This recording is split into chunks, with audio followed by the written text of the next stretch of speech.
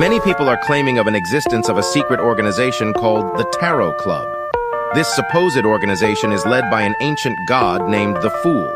The organization apparently uses tarot cards to identify their members with. There has been no proof of their existence, and to this day they remain a mystery. If you see anyone mention the Tarot Club, immediately report it to the churches.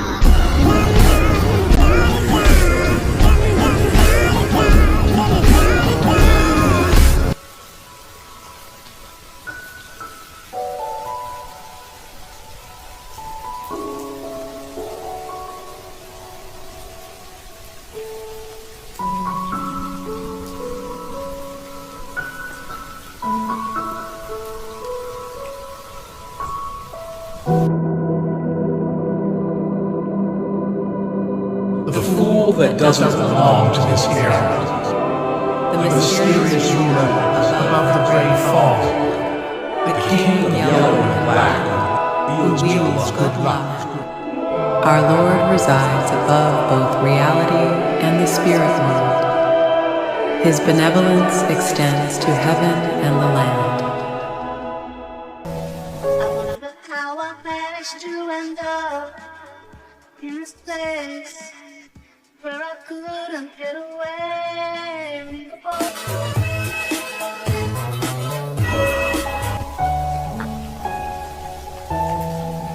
I'm the highest in the room. Hope I make it out of here, The founder of the Nightwatch, Archbishop Chalice, once said, "We are guardians, yet also a group of wretched souls eternally battling against dangers and madness."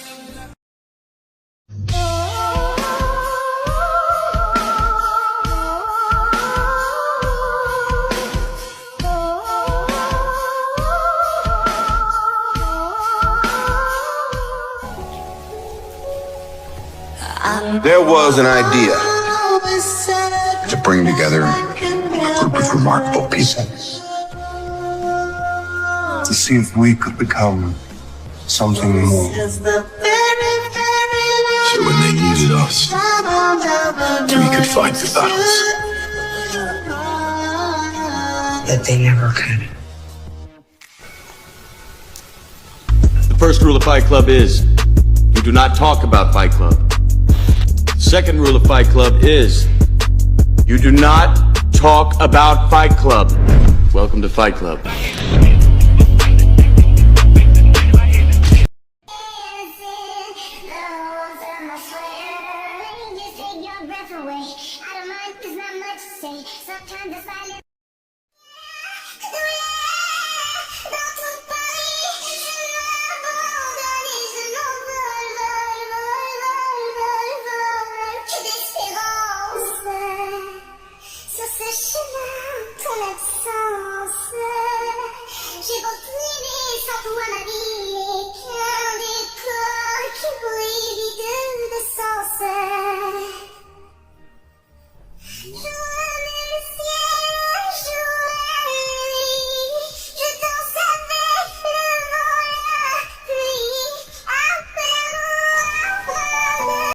This pathway might very well be a path destined to be crazy and filled with despair.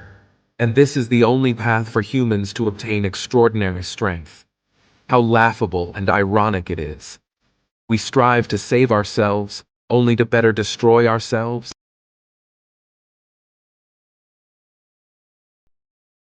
Headless body was covered with even more cards, each separately depicting the chariot, the hermit, death, and more cards of different suits comprising of chalice, scepter.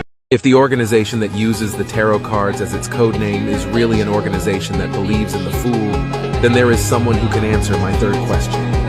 He's the crazy adventurer, German Spinner.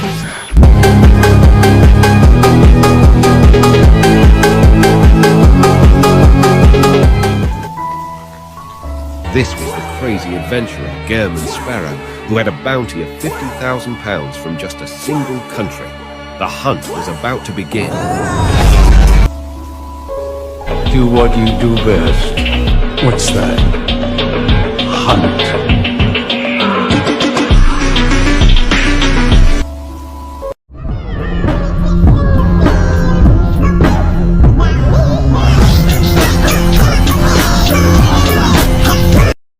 If it's one-on-one, always bet on Kyle. Whether on land, at sea, or in the air, it's a widely held belief that this terrifying pirate is more powerful than any other living creature.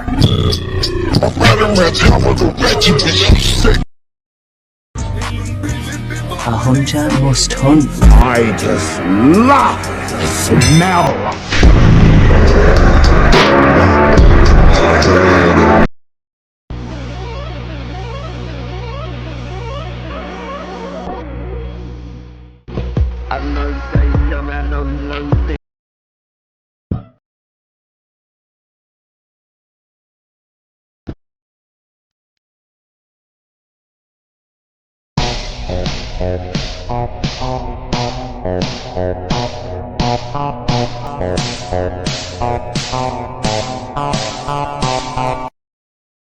It's no wonder there are rumors of him liking a wide range of women.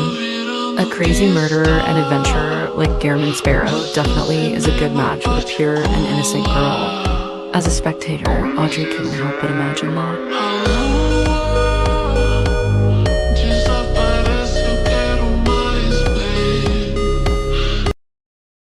Why believe you? You never gave us nothing to believe in, cause you lied about religious views, you lied about your surgery, you lied about your accent and your past tense, all is perjury. You lied about your ghost riders, you lied about your crew members, they y'all pussy, you lied on them, I know they all got you in them. And when I'm back in Chicago, I feel it. Another version of me.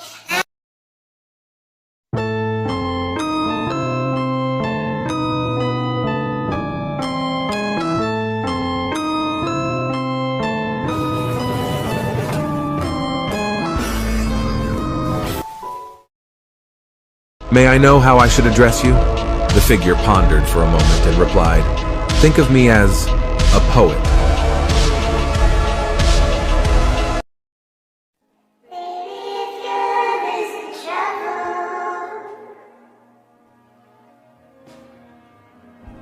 When you know, you know.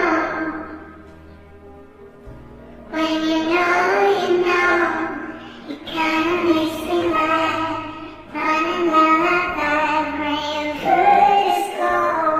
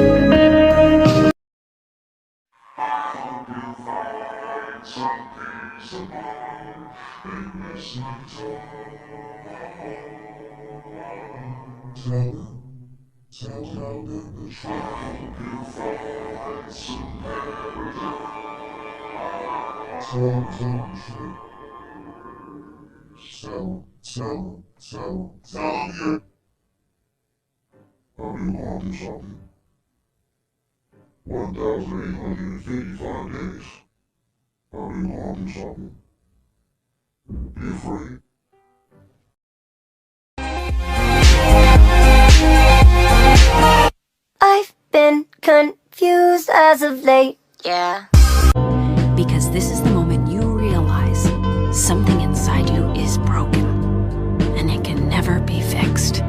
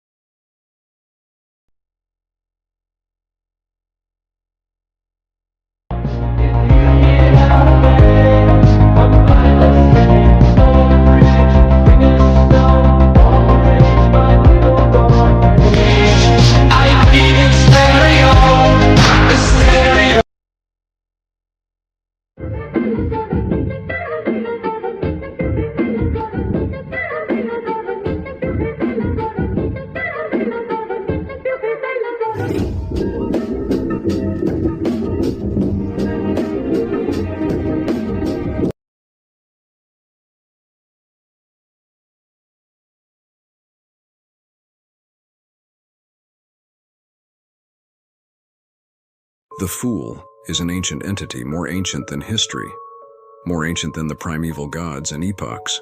In the year 1359 of the fifth epoch, he awakened within the body of Klein Moretti, who had taken his own life after being driven mad by the cursed Antigonus's book. Seeking to return, the Fool enacted a ritual that led to the formation of the Tarot Club, with Miss Justice and Mr. Hanged Man as its founders. Upon returning to his divine kingdom, the Fool resurrected Klein as a price for awakening inside his body. After foiling the descent of an evil god, Klein was revived a second time by the Fool's powers, becoming his blessed. Now bearing the name Mr. World, he pursued vengeance against those behind the evil god's descent, all while following the Fool's enigmatic commands, bound to an ancient and unfathomable destiny.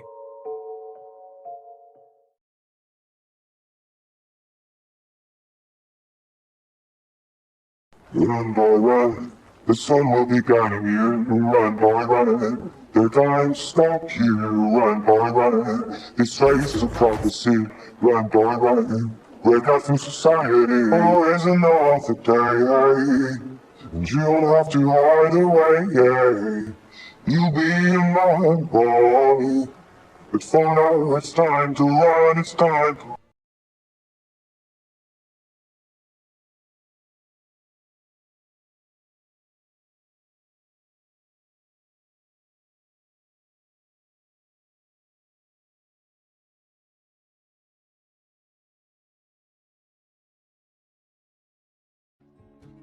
Experienced, Benson protected his sister and wallet before leaving the station with their suitcases while following the crowd.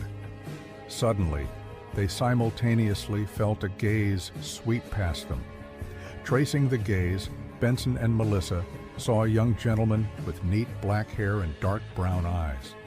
The gentleman with the gold-rimmed glasses pressed his hat and looked past them into the distance. Benson and Melissa also looked away. Carrying his suitcase with an expressionless look, Klein walked past them with his body kept straight. He entered the departure station facing the mass of people pouring into the land of hope, people filled with wonderful hopes in their hearts. It was the best of times, it was the worst of times.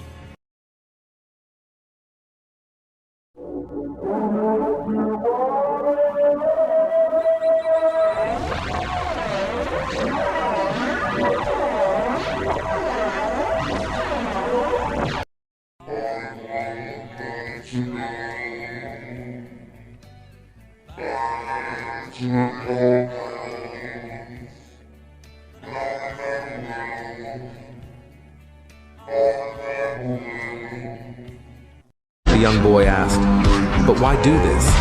Why go so far to protect everyone else?" Klein finally smiled, as if finally learning something that he thought he had learned long ago. We are guardians, but we are also a bunch of miserable wretches, fighting the threats and the madness. touch. Just myself. There are always things more important than oneself. When in line, and on top of all that shit, you always lying. On top of all that shit, I stood just fine.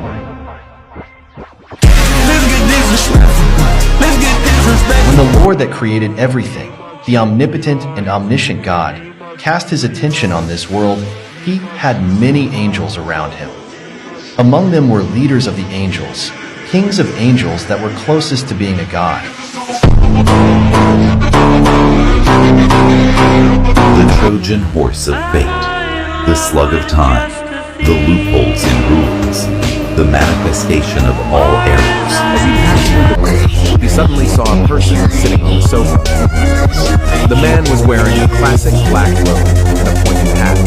He placed his right leg over his left and was leisurely reading a newspaper, as if sensing Leonard's arrival.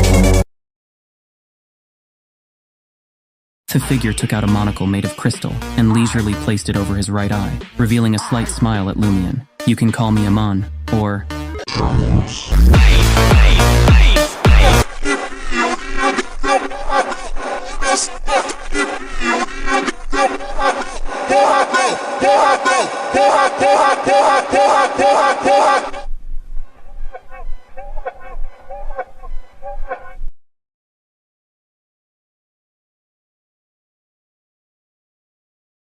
Monsters who always tell lies. Lying monsters are a real nuisance. They are much more cunning than other monsters. He will follow you back. Then you'll discover that your parents will be making him their son.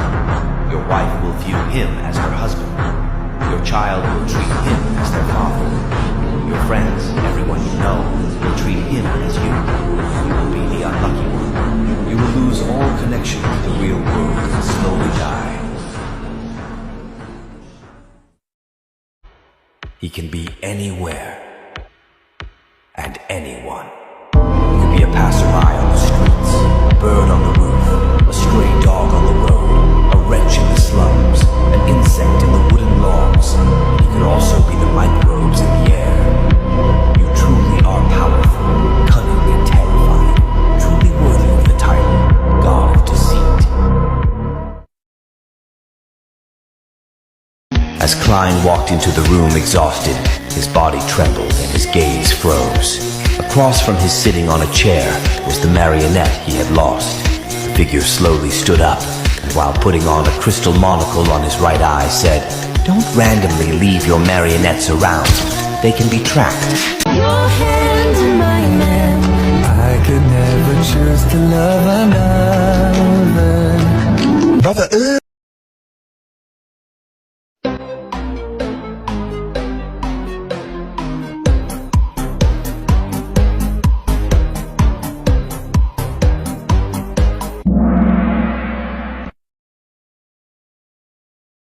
Do you want to die? Yes, I do. Wait, what? See ya. Oh my god! Sonic! I was going easy on you. If I were serious, you would have been toast. Oh yeah? You're so scary. You really thought you could stop me? You must be joking. yeah, I'm on that side when we win. No, you're not that guy 'cause I'm him. Yeah, how about everybody right at the last day? They came with their team. I don't wanna hear nothing that you say. I just can't let you go. I let the world go. Let the world be free. This is how it always is.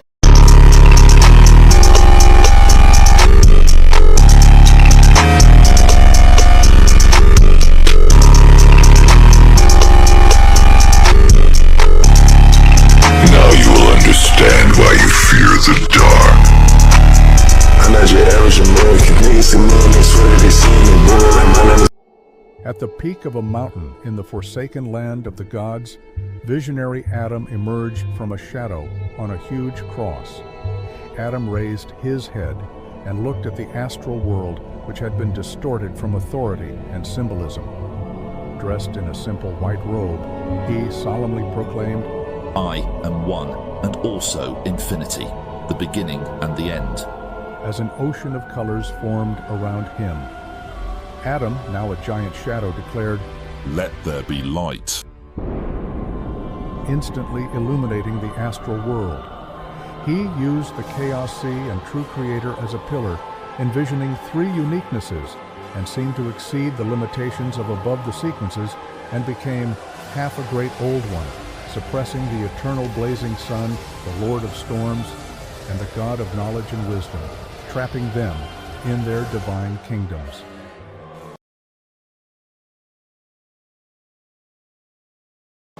Meanwhile, the dual-sequence god Amon entered the astral world, expanding to a mountainous size as he tried to swallow Antigonus's palace, grafted there by the fool's authority, but was confronted by the Evernight goddess. She held fog containing multiple doors, slowing down Amon's escape attempts in a tug-of-war. At the same time, python-like black tentacles extended out from somewhere in the astral world. The tentacles surged towards the ancient and dilapidated palace, rushing towards Mr. Fool, who was about to accommodate the Fool's uniqueness. Suddenly, the black tentacles were blocked by plants growing wildly. The Hornicis mountain range collapsed, while the Earth Mother, controlling the Moon's uniqueness, fended off primordial Demoness Cheek's tentacles. It was like the apocalypse had arrived early. Suddenly, the hidden sage's light broke through the barrier of plants, heading for Mr. Fool. As Mr. Fool put on the translucent mask of the Fool's uniqueness, Amon's avatars attacked, pushing him to the brink of losing control. Normally, Mr. Fool could use his own status to suppress the ravings, but at this moment, he was accommodating the Fool's uniqueness. His mental state was in a weak and subtle balance. In a final plan, Mr. Fool went from just accommodating the Fool's uniqueness to advancing to the true Fool.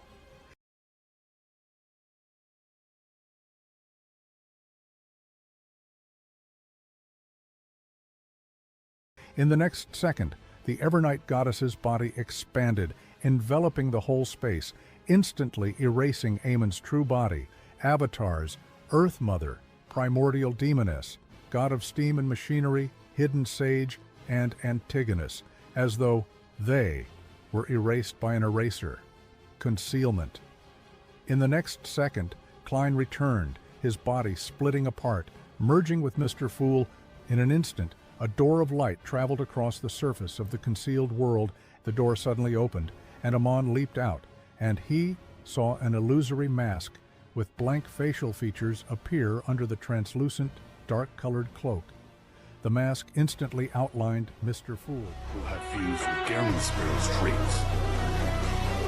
Amon's thoughts turned chaotic, as though he had his intelligence forcefully lowered. The Fool was born. In the astral world, the beings concealed by the Evernight goddess broke free, appearing dazed and uncertain, including Amon's actual body. The Evernight goddess paused mid-air, uncertain, instinctively protecting herself and leaving. The Lord of Storms, eternal blazing sun, and God of knowledge and wisdom, initially weakened and doubtful, shattered the light restricting them, and then returned to sealing the world barrier's cracks. Klein, now fully fused with Mr. Fool, sat at Sefirah Castle, Mr. Fool's divine kingdom, at the Fool's seat, stabilizing his mind. Just then, his spiritual perception was triggered. The Fool Klein suddenly looked up and saw that the grayish-white fog had formed a door at the other end of the long, mottled table. A figure wearing a pointed hat, a classic black robe, and a monocle walked out. Amon. There was a tinge of darkness in the dual god Mr. Error and Traveler's eyes as his smile appeared somewhat crazy. He leisurely looked around and nudged his monocle. He said with a crazed smile, "Are you pleasantly surprised?" Excuse me, what the actual fuck are you doing in my house? Get the fuck out of my house! Are you serious? Get that shit out of my house! Get about that, blow the whistle, baby, you the referee.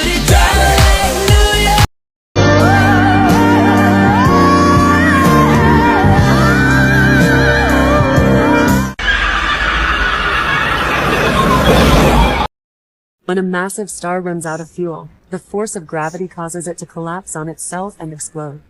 The star's remains are fired across the galaxy at a speed of 40,000 kilometers per second. Entire galaxies are outshined by the death of one star, a supernova. When you cry, it seems like once again you had to greet me with good Instinct! You took the initiative to throw out the price of becoming half crazy to, on the one hand, make me think of countermeasures in this direction so as to lay a deadly trap in key areas. And on the other hand, you also wanted to divert attention and use this opportunity to conceal other problems. You're not half mad at all. Amon quietly listened to Klein's words. Rather abnormally, he didn't interrupt, nor did he attempt to attack. Only when Klein was done did he say with an odd expression, "You're crazy." Upon hearing Amon's, "You're crazy," Klein raised his head and laughed out loud. "I just gave up, according to your arrangements. It's just that it's more complete than you think." Does this mean that you value your life more than I imagined? You do like thrills and seek it for pleasure, but to do so regardless of the price is just an image you portray. How can a real god of deceit wager a bet with himself at stake? Of course, this is just my own guess. Perhaps it's wrong. Anyway, do you want to take the bet? Amon stroked the crystal monocle and made a tisk like Medici.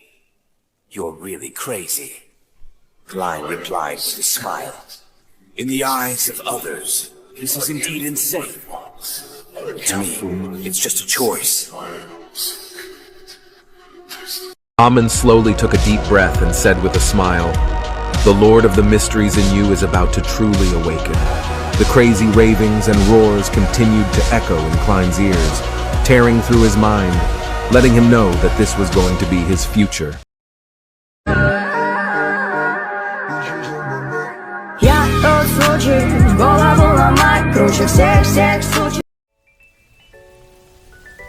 Roselle immediately fell silent. After a moment, he said, "You and I are of the same generation. Bernadette should call you Uncle Joe." "Yes." As he spoke, Roselle's tone suddenly became filled with pity. "After coming to this era, I treated everything as a game in the beginning.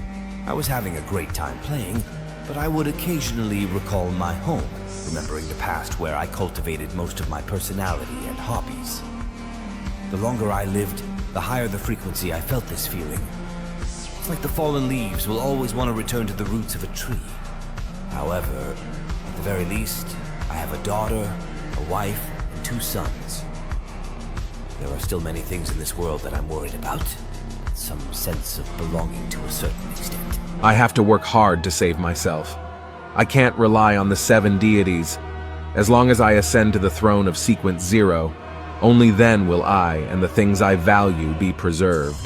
You're not ascending to godhood, you're just dehydrated. Out of my way, gay boy! I'm about to liberate my divine— After I infused the potion formula of the 22 pathways with power, they naturally produced the convergence powers between beyond the characteristics. They also gained anti-divination and anti-prophecy effects to a certain extent. And then, as he spoke, Roselle suddenly paused, as though he had sensed something amiss. After 1 or 2 seconds, he said in an ethereal voice, "The creation of the card of blasphemy was a year before I held the Black Emperor ritual. Back then, I had already suffered the corruption of the primordial moon, and I didn't have the corresponding realization most of the time. Why can the 22 cards not be found by deities?" On hearing this question above the gray fog, Klein's heart tightened as he felt his scalp tingle again. Without waiting for his response from the paper figurine, Roselle's voice suddenly raised, bringing with it an indescribable fear. "Don't gather the 22 cards. Be careful of the mother card." These 2 sentences echoed in the deep interior of the Black Emperor Mausoleum for a long time. In the Transmigration Trio, There is one person that isn't talked about enough. From instigating the fall of the Antigonus family to orchestrating the death of the ancient sun god. Ladies and gentlemen, I present to you Lady Evernight, the goddess of misfortune.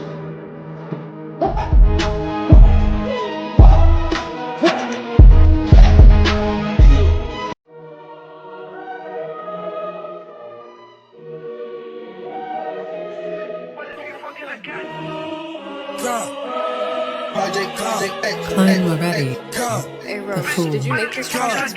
Damn, I gotta relax. New Ivy got put in my cash. Like it's a body if I can get the crash. Fuck.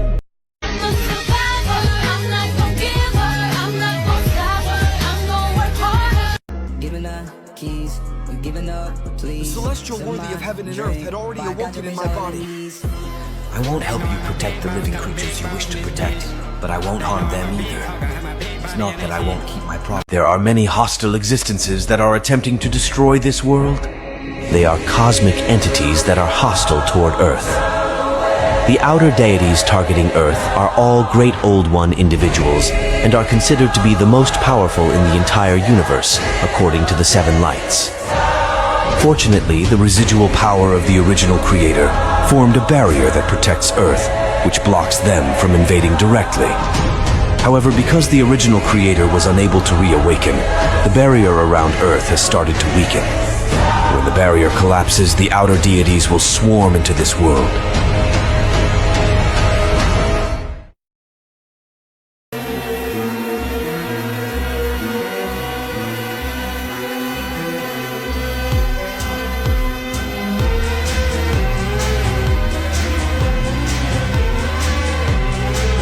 From the smoldering ashes of the Age of Chaos rose the Celestial Worthy, a being forged in the crucible of conflict.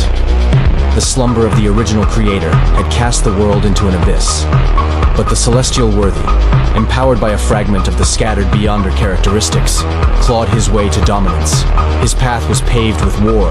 Rival races, wielding their own fragments of divine power, sought to rule the fractured world. Yet, the Worthy stood undefeated, a tempestuous hurricane against a cacophony of lesser storms. Battles raged for centuries, each clash sculpting the land into scars, boiling the seas with fury and charring the skies. Humanity, caught in the crossfire, teetered on the brink of annihilation. But the Celestial Worthy would not be denied. With every clash, his legend grew, his power swelling. In a final, earth-shattering duel, he felled the Primordial One, his rival for dominion. The victor sealed his opponent away, the tremors of their struggle echoing through the land. With the world his to shape, the Celestial Worthy wielded the remaining Beyonder characteristics like a sculptor's chisel. He cleaved the western continent, severing it from the rest with 7 of the 9 Sephiroths, artifacts of immense power. Thus, the Age of Chaos bled into the Dark Age, leaving behind a world scarred but subdued, once ruled by the iron fist of the Celestial Worthy. His descendants, the Seven Lights, inheritors of his fragment of the Divine, would shoulder the burden of rebuilding the world.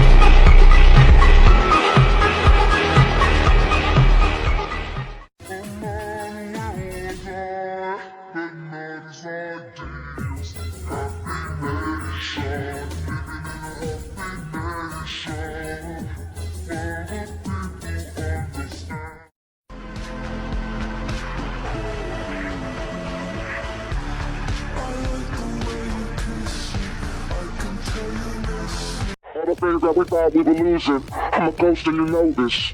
That's why we broke up in the first place. Cause I want you to know that I'm ready to go. Heartbeat, my heartbeat.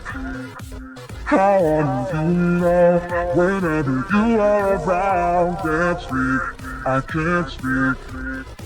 You've got to do something and fast or he's gonna kill your men. You can't keep anyone safe, can you? Turn around, I say. Look at me. Don't turn your back on a friend. You know that you need me. Do it. Accept me as part of you. Come on, come on, come on. I say... I do zadnjeg leta, ni do kraja sveta, sudbina je moja pleta. Море душа нема дом, море душа нема дом, цели зори сечи горе. Моje more,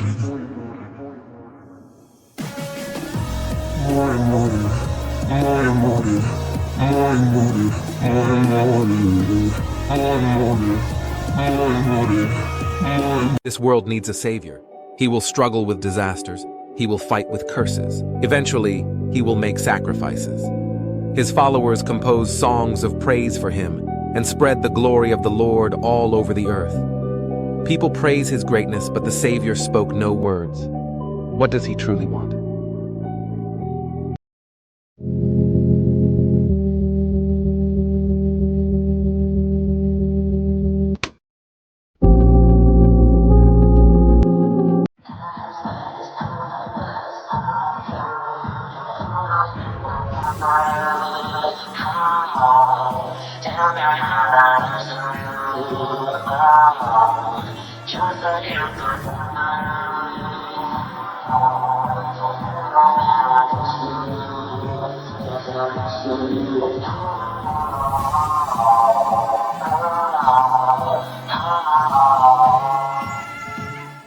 Même dans un sommeil éternel, j'étais censé t'aimer, mais j'ai vu l'inverse. J'ai cligné des yeux, tu n'étais plus la même. Est-ce que je t'aime? Je sais pas si je t'aime. Est-ce que tu m'aimes? Je sais pas si je t'aime. Suddenly, everywhere around them, as far as eyes could reach, the ground was covered in a faint gray fog. Lumen and company halted in their tracks, their minds filled with confusion and puzzlement. All around them, in Leon, Intis, Fena Potter, Berserk Sea, everywhere on Earth, everyone halted, stopping in their tracks, their minds also covered in confusion and puzzlement. In the astral world, all the Orthodox deities present casted their gazes from their divine kingdoms at the gray fog gathering in the astral world. After some time, a tall figure stepped out, one hand by his side, another one pressing on a half-top hat on his head. The aura around him was undescribable, unimaginable. And in that moment, in this world covered in confusion and puzzlement, he was like a one true deity.